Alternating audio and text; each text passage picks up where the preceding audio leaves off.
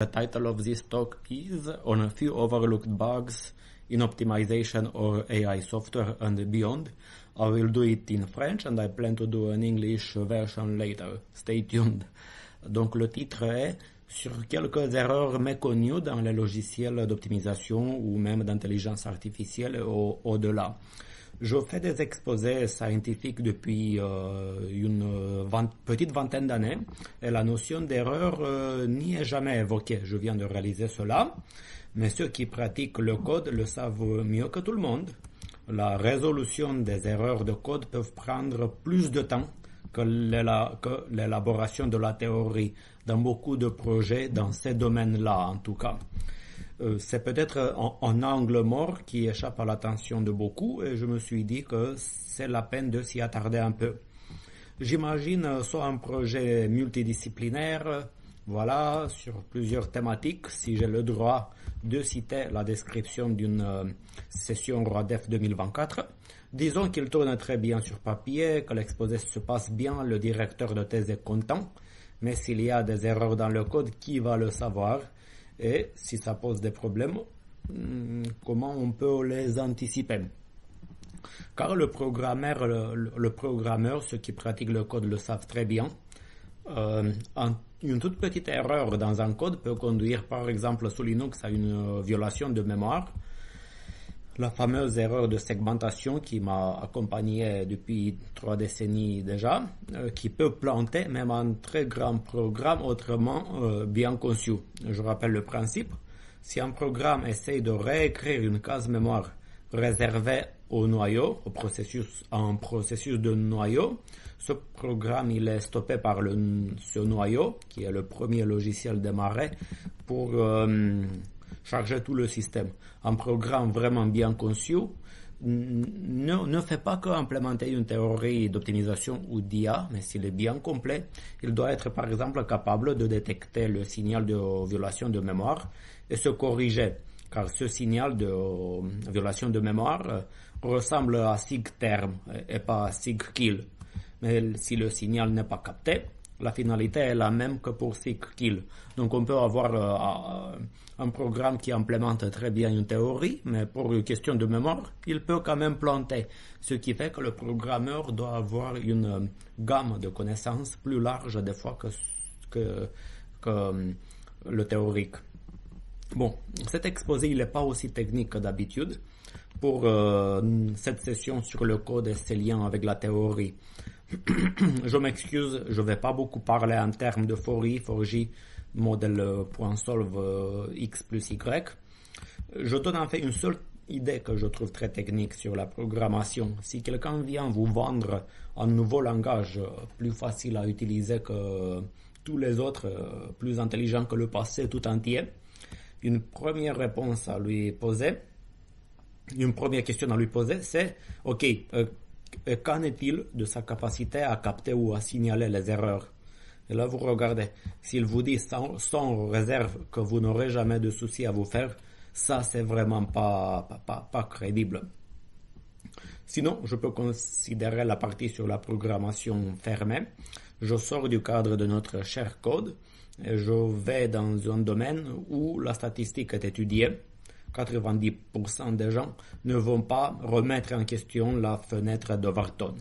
C'est comme ça que c'est fait, c'est connu quoi qu'on fasse, donc je les rassure, rien ne va changer parce que je parle 10 minutes sans évoquer de x, y, z, a plus b modèle.solve, c'est pas ça qui va changer les choses, mais je veux attirer l'attention sur quelques questions qui échappent à beaucoup.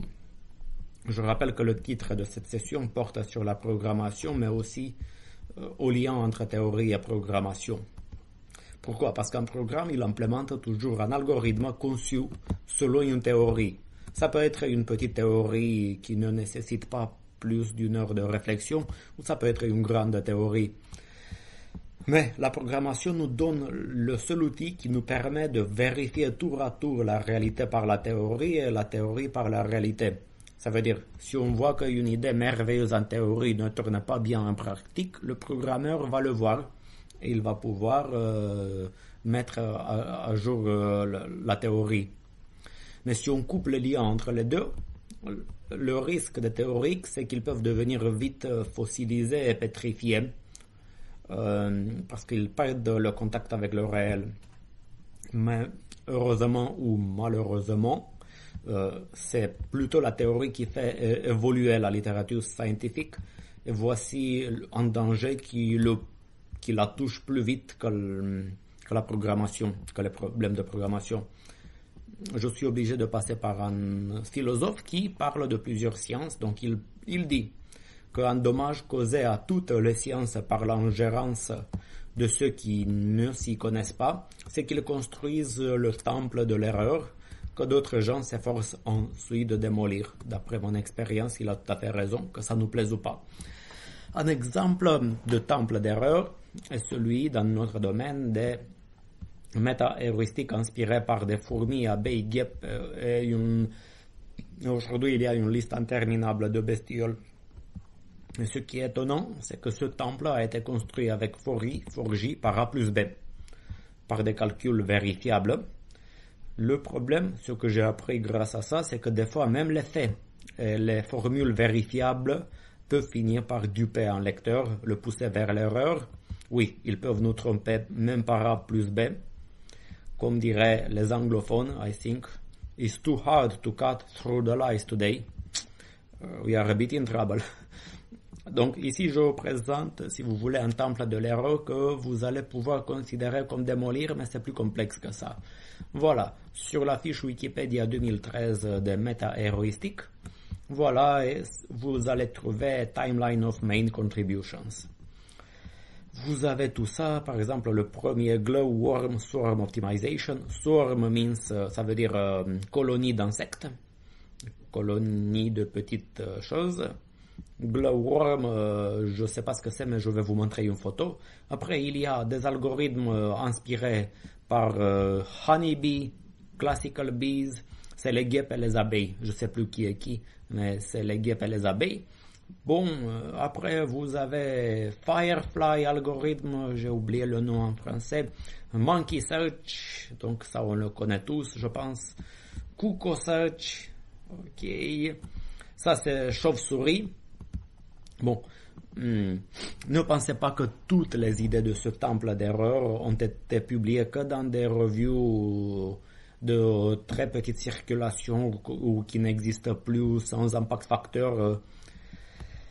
C'est la page Wikipédia que je viens de afficher de 2013 qui n'existe pas sous cette forme, ce qui fait que d'une certaine manière cette démarche de travail a été, si vous voulez, peut-être mise à l'écart.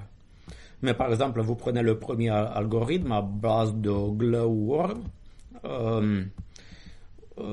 Si vous savez pas ce que c'est Glowworm, c'est ça. Désolé, je sais pas le traduire en français. Et ce papier a été publié par Swarm Intelligence, une review respectable Springer avec un impact facteur très correct aujourd'hui. Il n'est pas trop dur de regarder un peu, ça ressemble à ça. Rien que regarder le overview, vous comprenez que ChatGPT aurait sorti ça. Ça commence avec Swarm Intelligence, ça se termine avec Swarm Intelligence, et entre les deux, il dit qu'il faut bien sûr recherche originelle, theory, practical, Swarm, ok. Si vous regardez sur la même page, il y a encore les fourmis sont là, bien sûr, c'est resilient, fourmis, il y a des fourmis partout. Donc pas seulement les revues existent encore, mais aussi les gens qui ont conçu ces algorithmes. Et même si jamais leur temple de l'erreur tombe, d'une certaine manière, au moins la page Wikipédia que je viens de montrer, qui va les empêcher de construire un autre? Et c'est encore plus complexe. Parmi les auteurs, il y a un peu de tout. D'après ce que je connais, selon mon expérience, il y a de tout, des doctorants, des maîtres de conférences, des directeurs de recherche, bien sûr, souvent à l'étranger.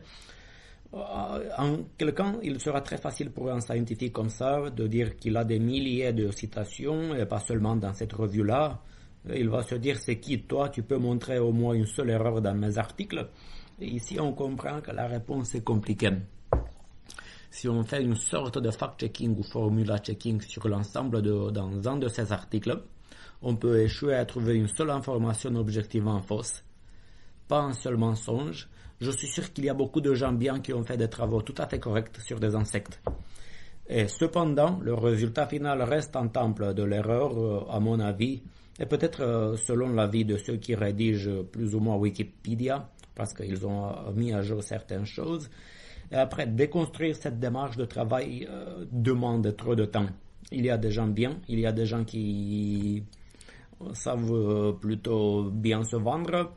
Il y a des articles qui ont commencé à travailler sur le sujet. Ici, je donne un exemple. Mais même un article comme celui-là, il ne touche pas tout ce que j'ai dit, parce que les reviews sont quand même sceptiques à critiquer le travail des autres. Et c'est vrai, c'est dur à faire ça, parce qu'on a besoin d'un temps de travail fou pour filtrer et être sûr d'épargner les gens bien qui doivent y être. Donc je donne raison encore une fois au philosophe que je viens de citer. Je répète la citation précédente, mais je souligne à la fin. Donc un dommage causé à toutes les sciences par l'ingérence de ceux qui ne s'y connaissent pas, c'est qu'ils construisent le temple de l'erreur que d'autres gens s'efforcent ensuite de démolir. Et il faut parfois employer une vie entière. C'est un temps fou. Et dommage que je dois toujours faire appel à un philosophe et pas un scientifique qui manque un peu à l'appel pour comprendre une chose jamais dite pour nous. Beaucoup de livres, nous on va comprendre articles scientifiques. Ils servent simplement à montrer combien il y a de faux sentiers et comment on peut sérieusement s'égarer si on les suit. Et je passe à un autre temple de l'erreur. Long story short, il y a des gens qui troublent les eaux pour les faire paraître profondes, intelligentes. Je paraphrase le même philosophe pour tirer toujours une leçon générale.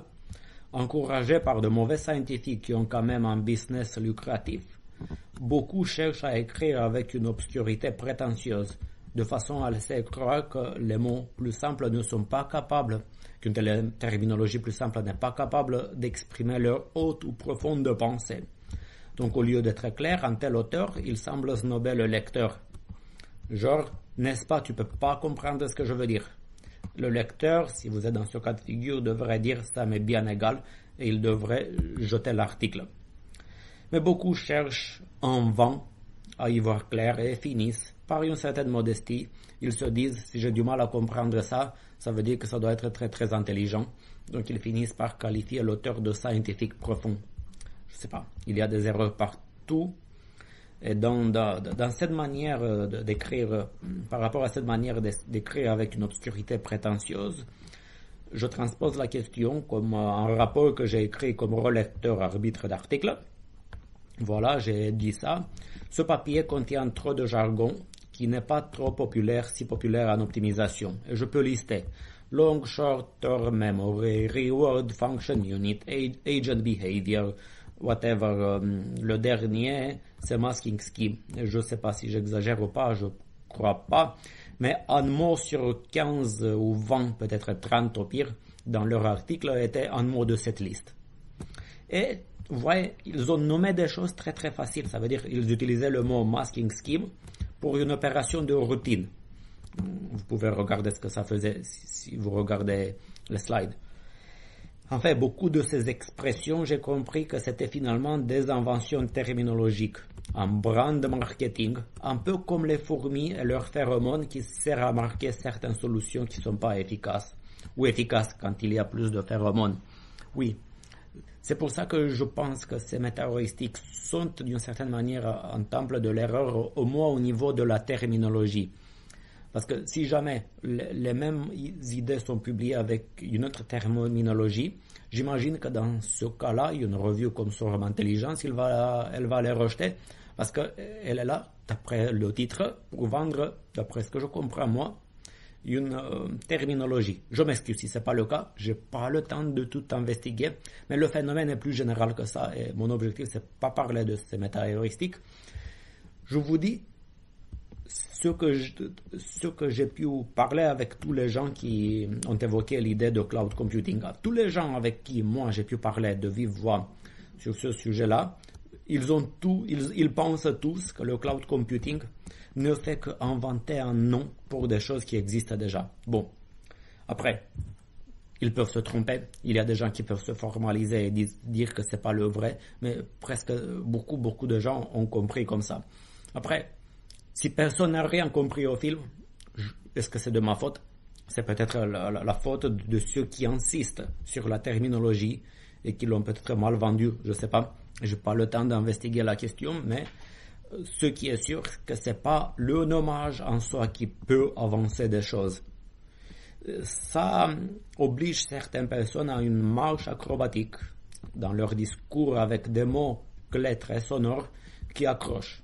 C'est la marque du monde moderne, des formules souvent trop alambiquées, trop longues, et un jargon qui les conduit à un discours demi-ambigu qui ne touche pas le monde visiblement exposé à l'erreur. Il peut se formaliser à l'infini, tant qu'il ne touche pas vraiment le monde visible, qui est moins exposé à l'erreur, plus ils sont dans des formalisations et des abstractions, plus ils peuvent se tromper, et leur discours devient souvent un peu demi-compréhensible. Le mot-clé est demi. Parce qu'il y a beaucoup de gens qui se disent « ouais, c'est incompréhensible, c'est n'importe quoi ». Il y a d'autres qui disent « voilà, il y a une logique ». En fait, très souvent dans ce type de travaux, une partie de ce qu'ils disent, ça fait du sens, une autre non. Et le mélange des deux, c'est très très compliqué à évaluer. Si vous voulez, ce mythe de la grosse formule peut toucher même un public très large. Je vais vous montrer une photo que j'ai vue à la gare du Nord. Elle est censée impressionner monsieur tout le monde sur les bases mathématiques d'une certaine théorie scientifique qui touche toute la société. Moi, j'ai fait une fois attention à un vrai scientifique qui a dit que si une formule ne rentre pas en une seule ligne, quelque chose est peut-être mal conçu. Et ici, vous avez la formule. En fait, un vrai scientifique, s'il regarde bien ici, vous avez une HE,T, HE,T. Ça me paraît bizarre. Je ne crois pas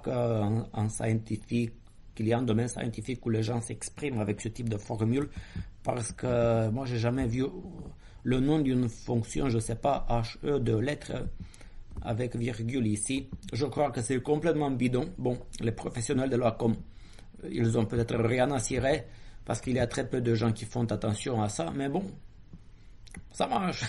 Bon. Je paraphrase le même philosophe. Un cerveau condamné à ce type de lecture pleine de formules mécaniques associées à une terminologie innovante, parce que des fois, la seule innovation pour beaucoup, c'est au niveau de la terminologie et des mots-clés, et ils pensent que les mots passent pour des idées. Bon, celui qui est condamné à ce type de lecture, il attend en vain de véritables pensées solides et substantielles, ce qui se passe Oui, il peut aspirer à une pensée quelconque, il veut se faire éclairer par une nouvelle idée. Il aspire à tout cela, peut-être comme le voyageur du désert d'Arabie aspire à l'eau, mais en vain. Bon, j'espère que les choses sont pas si mauvaises comme je le sens ce matin. Peut-être que je me trompe. À vous de me dire. Merci de m'avoir écouté. Bonne réception à tout le monde. J'espère que tout ira bien.